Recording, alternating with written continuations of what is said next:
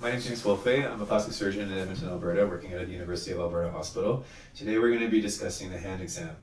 The hand exam is very important because we tend to place our hands in a lot of places and they tend to get injured very easily. And when a patient presents acutely to the clinic or to the emergency department, it's important to pick up any injuries that sometimes can be actually quite easy to miss. If an injury is missed after a couple of weeks, it becomes much more difficult to repair and sometimes impossible to repair, leaving patients with a lifelong functional disability. To start off, before you do any kind of history and physical exam, it's important to wash your hands, and I've already done that. So at this point, I'm going to introduce myself to the patient. As you see, my name is James Wolfli. I'm one of the plastic surgeons. Can I examine your hand today? Yes. Okay. First off, before we do any hand exam, there's 5 basic questions that are important before you actually examine the hand. And there is the ample history that you should take every time you see a patient. But on the hand exam in particular, it's important to always ask the patient, when did the injury happen? How did the injury happen? Whether there's a laceration or a crush or a component of both. What hand you are, if you're right-handed or left-handed or ambidextrous, and what do you do for a living?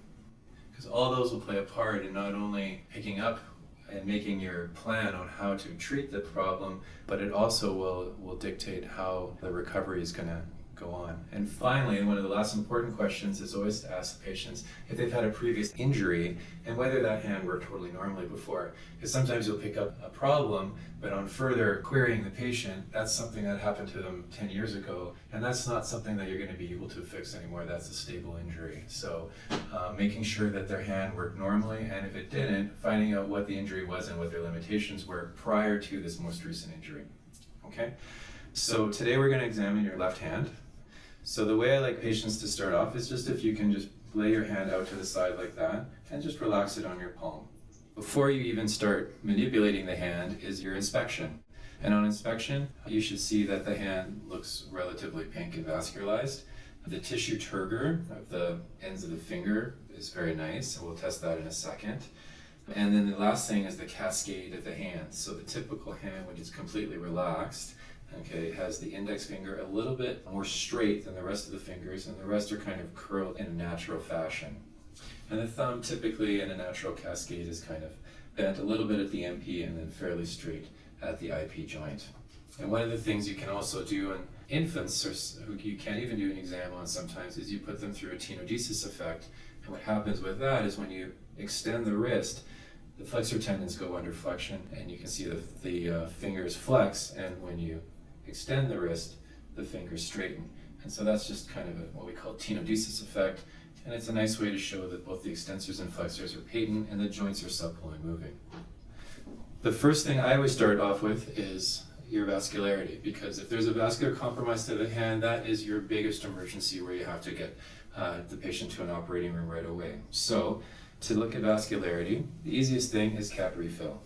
And cap refill should be about 1 to 2 seconds, and that is a nice cap refill. And also at the same time of doing cap refill, you're also testing the tissue turgor. Okay, if a finger has been devascularized for a while, it has a kind of a look like it's been in the bathtub. It's all wrinkly, and that's a sign that there's not enough blood getting in.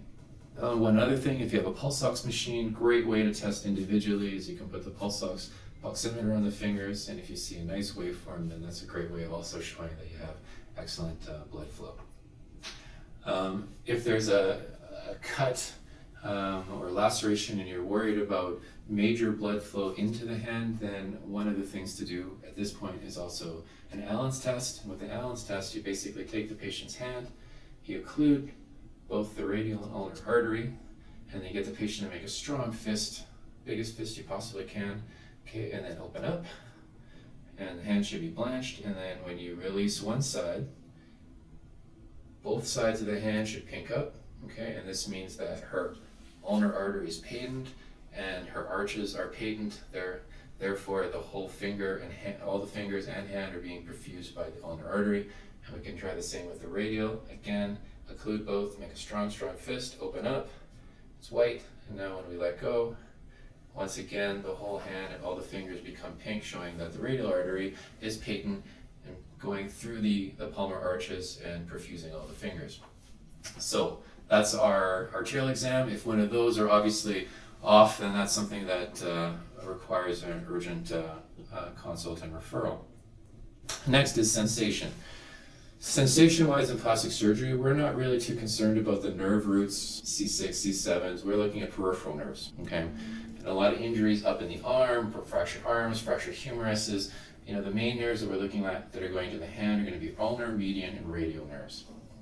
Sensation-wise, the ulnar nerve classically supplies sensation to the ulnar side of your ring finger and then all of your baby finger. And so the best way to test that is just seeing if a patient feels that. And always on a hand exam, it's nice because we have two, is to do comparative study.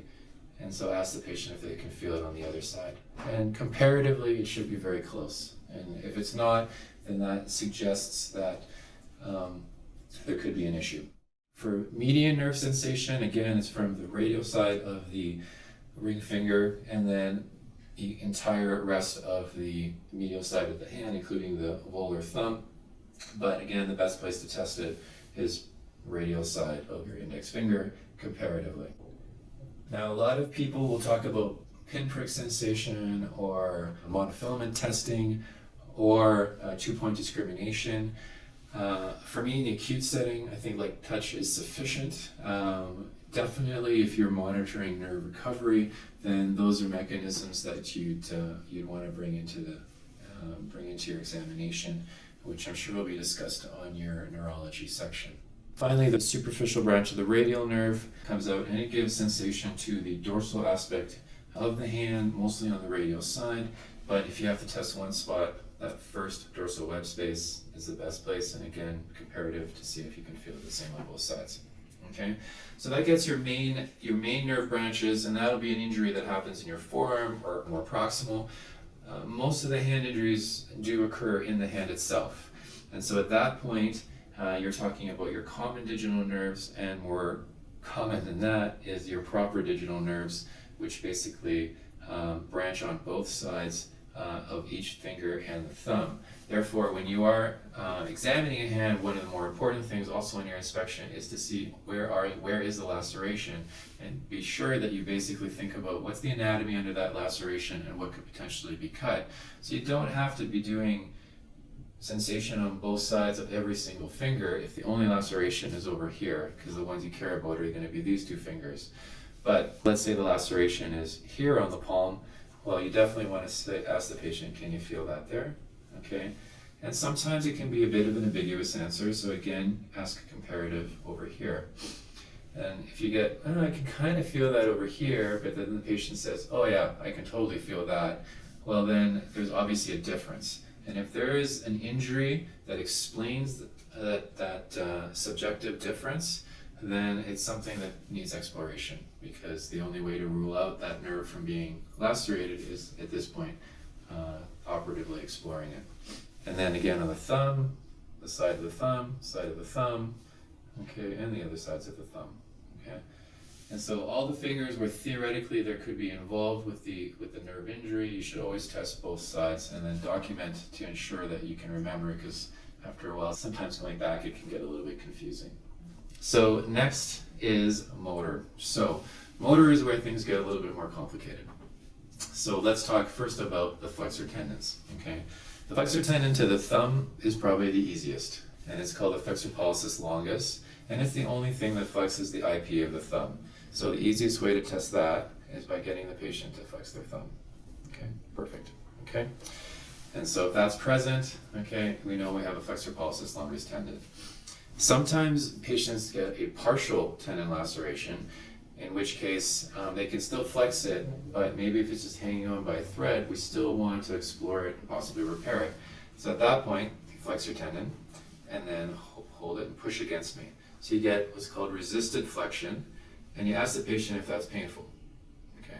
And if it was painful, then that is a sign that potentially there is a partial tendon laceration. Okay? Now on the hand, it gets a little bit different because there's two flexors that flex both fingers. There's the flexor digitorum superficialis, which is the main flexor of your PIP joint, and the flexor digitorum profundus, which is the main flexor of your DIP joint. All said, the flexor digitorum profundus is the more important flexor tendon, because if it's working, it will flex both.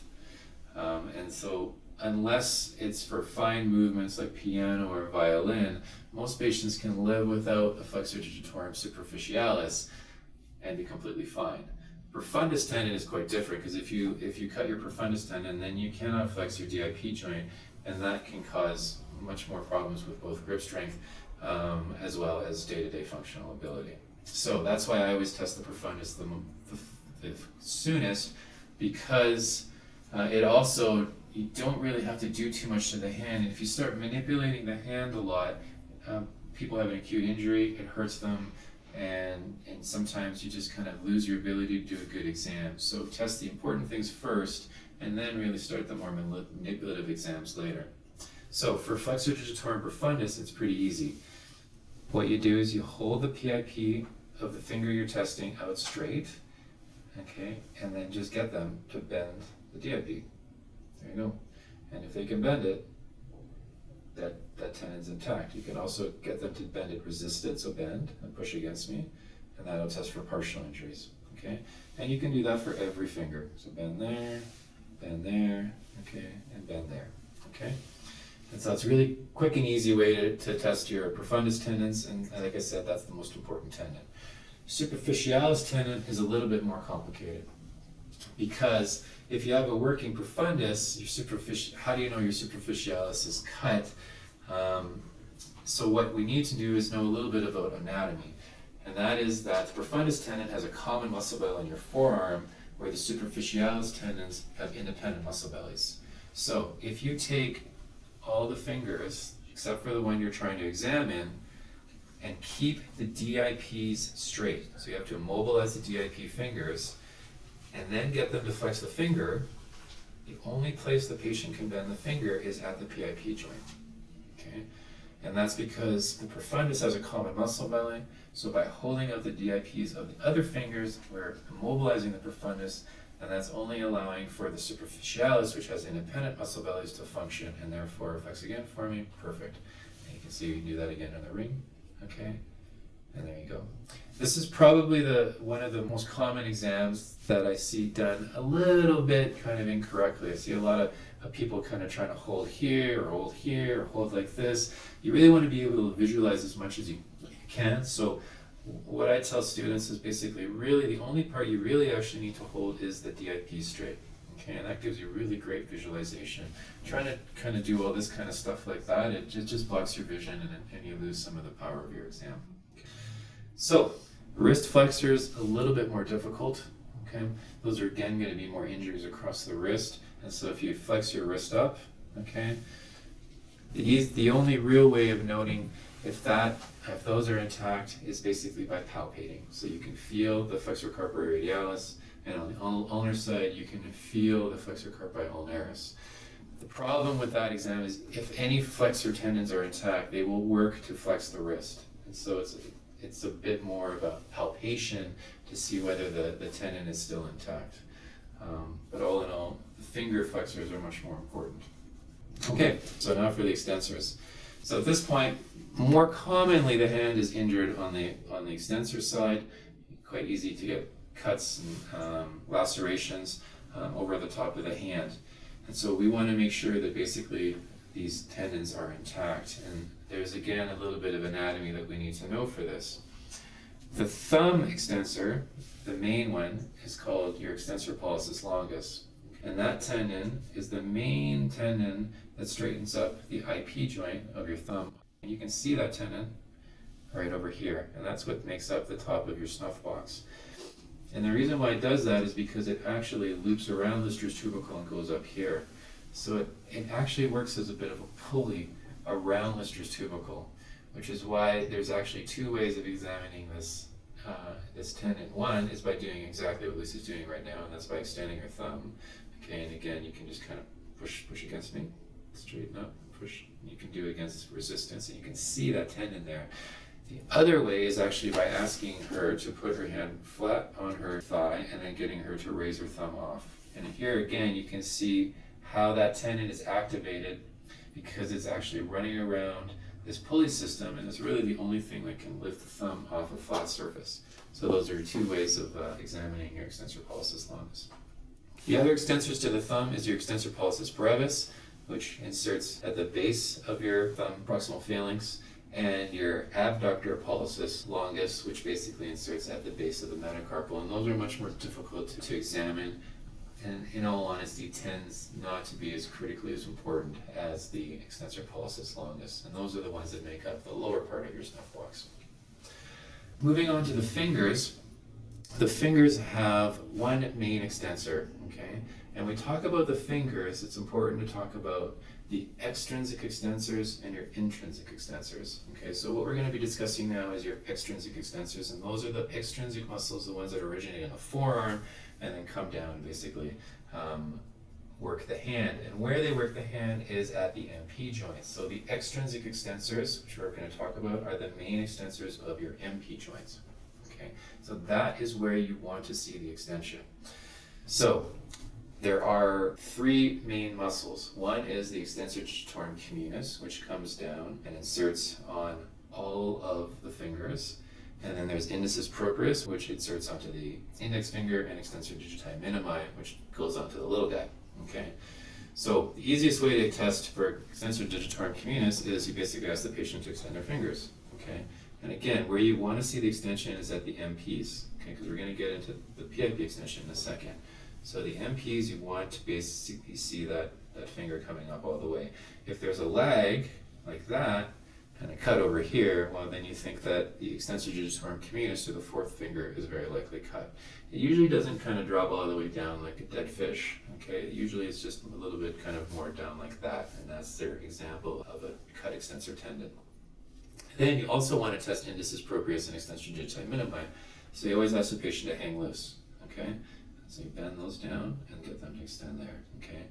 And by flexing at these, it takes the extensor digitorum communis out of the game. So now you're just basically working with your indicis proprius and your extensor digiti minimi, okay? So that's perfect, so we know that those are all intact. And finally, I just wanted to get a little bit into that extrinsic-intrinsic differential. And because that's important, especially when you talk about ulnar motor nerve injury or median motor nerve injury. The intrinsic muscles of the hand, which is your thenar, your hypothenar muscles, and the lumbricals and interossei. In the fingers, the main function of those is to flex your MPs and straighten your IPs. So I want you to go in this position, okay? And that's why this position, with your MPs flexing, your IPs totally straight, straighten them as much as you can, perfect. Okay, this is called your intrinsic plus position. Okay, because this is what your intrinsics are doing. So they're activated, they're in a positive state. Okay, so you always want to test that intrinsic plus position. Other ways of testing the interossei is by having the patient abduct their fingers and adduct their fingers. And that's also good, but for hand function, this is the most important. Okay? So the two main nerves that supply the intrinsics of the hand is your ulnar nerve and your median nerve. Okay? The median nerve classically innervates what we call our loaf muscles, which is the radial lumbricals, your opponents, your adductor pollicis brevis, and your flexor pollicis brevis. The problem with that is it's really actually hard to examine any of those.